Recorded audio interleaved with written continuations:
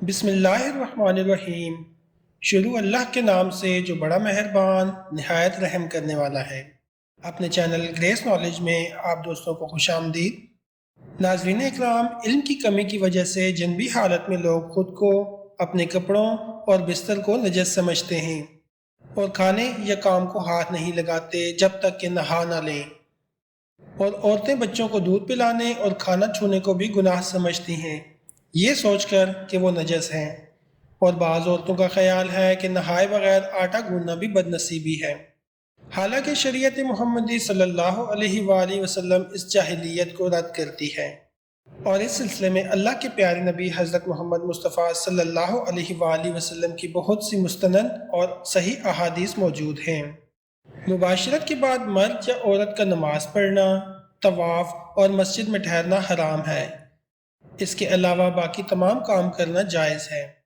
مردوں اور عورتوں پر ایسی کسی پابندی کا ذکر نہیں ہے، لیکن غسل کرنے سے پہلے بھی تمام لوگ حالت جنابت میں معمول کے کام کر سکتے ہیں۔ آپ روزہ رکھنے کے لیے سحری کھا سکتے ہیں، کھانا تیار کر سکتے ہیں یا گھر کے دوسرے کاموں کو سنبھالنا بھی جائز ہے، اور اسی طرح ماں بچوں کو دودھ پلا سکتی ہے اور ان کا خیال رکھ سکتی ہے۔ اس کو ثابت کرنے کے لیے بہت سی احادیث مبارکہ موجود ہیں۔ حضرت حذیفہ رضی اللہ تعالی عنہ بیان کرتے ہیں کہ جب حضور اکرم صلی اللہ علیہ وآلہ وسلم ان سے ملے تو آپ صلی اللہ علیہ وآلہ وسلم نے اپنا ہاتھ مصافحہ کے لیے ان کی طرف بڑھایا تو حضرت حذیفہ نے کہا کہ میں جنبی ہوں۔ آپ صلی اللہ علیہ وآلہ وسلم نے فرمایا، مسلمان نجس نہیں ہے۔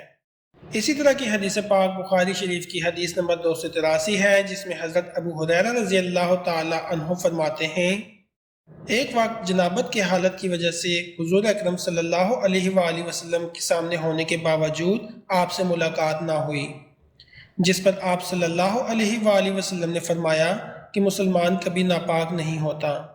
حافظ ابن حجر رحمۃ اللہ علیہ فتح الباری میں فرماتے ہیں کہ اس حدیث پاک میں اس کا جواز یہ ہے کہ غسل جنابت کو اس کے واجب ہونے کے اول وقت میں مؤخر کیا جا سکتا ہے۔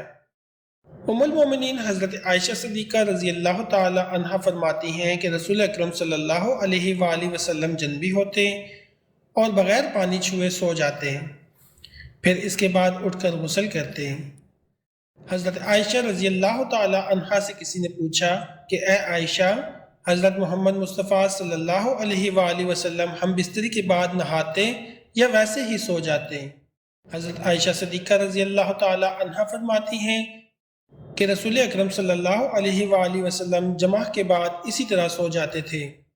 جب مؤذن فجر کی اذان دینے کے لیے آتا تو حضرت محمد صلی اللہ علیہ وآلہ وسلم غسل کرنے کے بعد اور بدن خشک کیے بغیر مسجد میں تشریف لے جاتے اور فجر کی جماعت کی امامت فرماتے، اور میں گھر میں ان کی آواز سنتی رہتی۔ پھر آپ صلی اللہ علیہ وآلہ وسلم روزہ رکھا کرتے تھے۔ حضرت عمر رضی اللہ تعالی عنہ سے کسی نے پوچھا کہ کیا ماہ سیام میں ہی ایسا ہوتا یا عام معمول بھی یہی ہوا کرتا تھا جیسا کہ عام رواج تھا؟ تو حضرت عمر رضی اللہ تعالی عنہ نے فرمایا کہ رمضان کے علاوہ بھی ایسا ہی ہوا کرتا تھا۔ حضرت عائشہ صدیقہ رضی اللہ تعالی عنہا سے روایت ہے کہ رسول اکرم صلی اللہ علیہ وآلہ وسلم جمعہ کے بعد سونے سے پہلے غسل فرماتے تھے اور بعض اوقات صرف تیمم کرتے تھے۔ روایت ہے کہ رسول اکرم صلی اللہ علیہ وآلہ وسلم جنابت کی حالت میں سوتے تھے۔ حضرت عائشہ صدیقہ رضی اللہ تعالی عنہا فرماتی ہیں کہ رسول اللہ صلی اللہ علیہ وآلہ وسلم جنابت کی حالت میں اپنی شرمگاہ کو دھوتے تھے، پھر نماز کی طرح وضو کرتے تھے۔ رسول اللہ صلی اللہ علیہ وآلہ وسلم نے حضرت عمر رضی اللہ تعالی عنہ کو سونے سے پہلے وضو کرنے اور شرمگاہ کو دھونے کا حکم دیا۔ حضرت عائشہ صدیقہ رضی اللہ تعالی عنہا فرماتی ہیں کہ رسول اللہ صلی اللہ علیہ وآلہ وسلم کبھی غسل کر کے سو جاتے اور کبھی بغیر غسل کے سو جاتے۔ ناظرین اکرام، جنابت کے بعد جلد از جلد غسل کرنا بہتر ہے، کیونکہ کہیں ایسا نہ ہو کہ نہانا بھول جائیں۔ کھانے پینے، سونے اور خواتین بچوں کو دودھ پلانے سے پہلے جنابت کی حالت میں وضو کریں تو بہتر ہے۔ ناظرین، یاد رکھیں کہ وضو کرنا واجب نہیں، لیکن وضو کرنا اور شرمگاہ کو دھونا مستحب ہے۔ وضو کرنا افضل ہے کیونکہ رسول اللہ صلی اللہ علیہ وآلہ وسلم نے فرمایا کہ 3 آدمیوں کے پاس رحمت کے فرشتے نہیں آتے: کافر کا جسم، اور خلوق خوشبو لگانے والا اور جنبی جب تک کہ وہ وضو نہ کر لے۔ ہم اللہ سے دعا کرتے ہیں کہ اللہ تعالی ہمیں دین اسلام کے مطابق زندگی گزارنے کی توفیق عطا فرمائے، آمین۔